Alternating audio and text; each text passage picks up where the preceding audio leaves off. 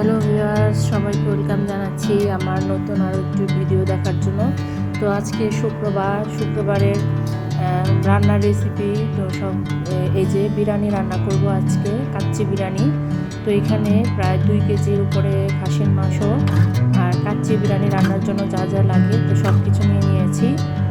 তো এখানে প্রথমে আলুগুলোকে এইভাবে কেটে হলুদ আর লবণ মাখিয়ে তেলের মধ্যে ভেজে নিচ্ছি।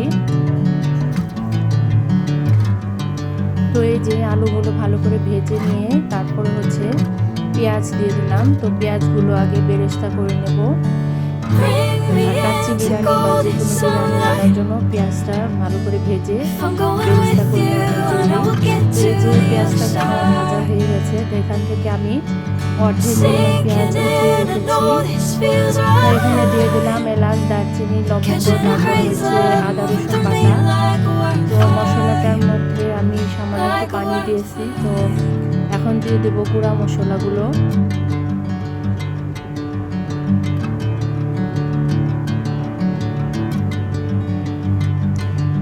এই তো এখানে দিয়ে দিচ্ছি মরিচের গুঁড়া,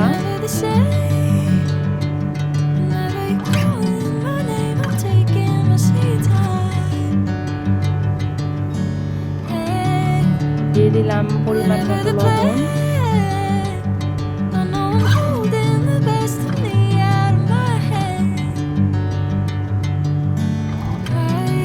এরপর দিয়ে দিচ্ছি হচ্ছে ধনিয়া গুঁড়া। এই মশলাগুলো একটু পানি দিয়ে দিলাম, কারণ গুঁড়া মশলাগুলো একটু বেশি, মশলাটা ভালো করে কষিয়ে নিতে হবে। দিয়ে দিলাম জিরার গুঁড়া,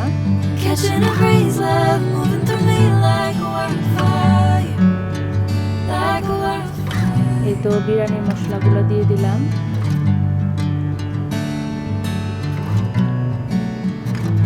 এই তো ভালো করে একটু নেড়ে চেড়ে মশলাটা কষিয়ে নেব। তো এখানে আমি আরেকটু পানি দিয়ে দেবো, যেহেতু মশলার পরিমাণটা একটু বেশি, পানি দিয়ে একটু ভালোভাবে কষিয়ে নেব।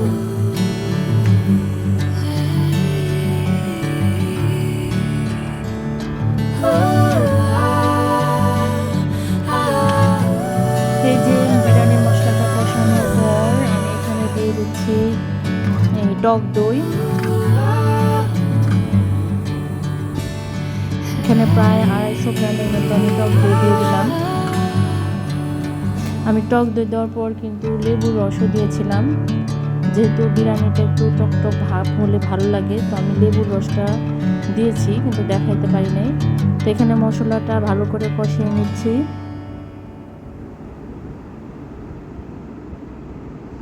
ওই যে এখন মাংসগুলো দিয়ে দিতেছি।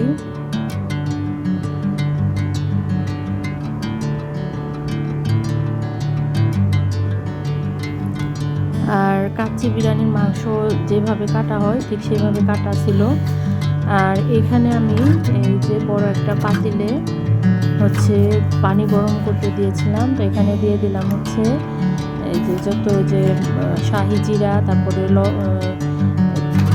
তেজপাতা, তারপরে এলাচ, দারচিনি, এখন দিয়ে দিলাম লবণ। তো এখানে আমি যেহেতু বাসমতি চাল দিয়ে আমি বিরিয়ানিটা রান্না করব, তো সেই জন্য আমি এই চালগুলো ফুটিয়ে আধা সেদ্ধ করে নেব। আমি একটু হচ্ছে ওখানে তেলও দিয়ে দিয়েছিলাম যাতে চালগুলো না লেগে যায়। আর এখানে এই যে আমার মাংস রান্নাটা কিন্তু হয়ে গেছে।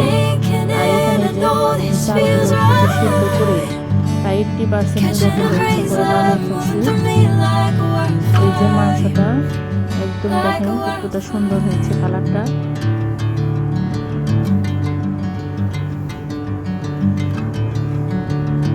তো এই যে মাংস কিন্তু আমি এই যে পাতিলে বিরিয়ানিটা রান্না করব সেখানে দিয়ে দিয়েছি।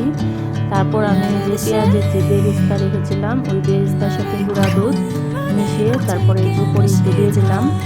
তারপর এখানে দিয়ে দিচ্ছি হচ্ছে বিরিয়ানির যে মশলা ছিল, তো আমি কিছু মশলা রেখে দিয়েছিলাম সেখান থেকে একটু দিয়ে দিলাম। এখানে দিয়ে দিচ্ছি কিশমিশ কয়েকটা,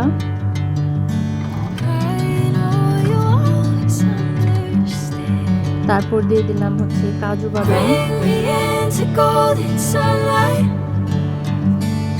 I'm going with you, I know we'll get to the R other kacchi বিরিয়ানিটা side. হচ্ছে যার যার পছন্দ মতো Sinking এখানে in, অনেক I ধরনের know মশলা this দেওয়া feels যায়। right. এখানে দিয়ে দিচ্ছি আমি ঘি। Catching a breeze, love moving through me like a wildfire, like a wildfire.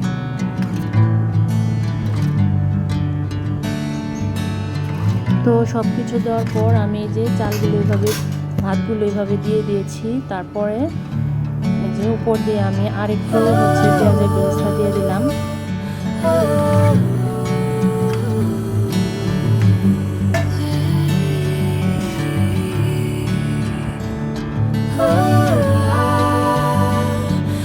তারপর দিয়ে দিলাম কিশমিশ। এই যে কয়েকটা কাঁচামরিচ দিয়ে দেবো উপর দিয়ে ফ্লেভারের জন্য।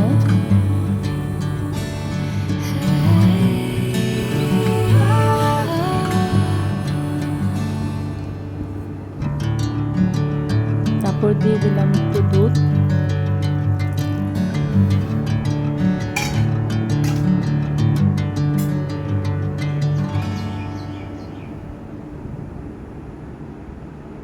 এই যে এখানে কিন্তু আমি যে মাংসটা রান্না করেছিলাম, তো সেইখানে উপরে থেকে একটু তেল উঠিয়ে রেখেছিলাম, সেই তেলগুলো আমি উপর দিয়ে দিয়ে দিয়েছি। যেহেতু আমি এই বিরিয়ানিটা ঘরোয়া পদ্ধতিতে রান্না করেছি, আমি তেমন কোনো হচ্ছে মশলা বা তেমন কোনো কিছু, যেমন এখানে হচ্ছে বিভিন্ন ধরনের রং ব্যবহার করা যায়, আমি ওগুলো কিছুই দিইনি। আর যেগুলো সেগুলো হচ্ছে শরীরের জন্য তেমন ভালো না,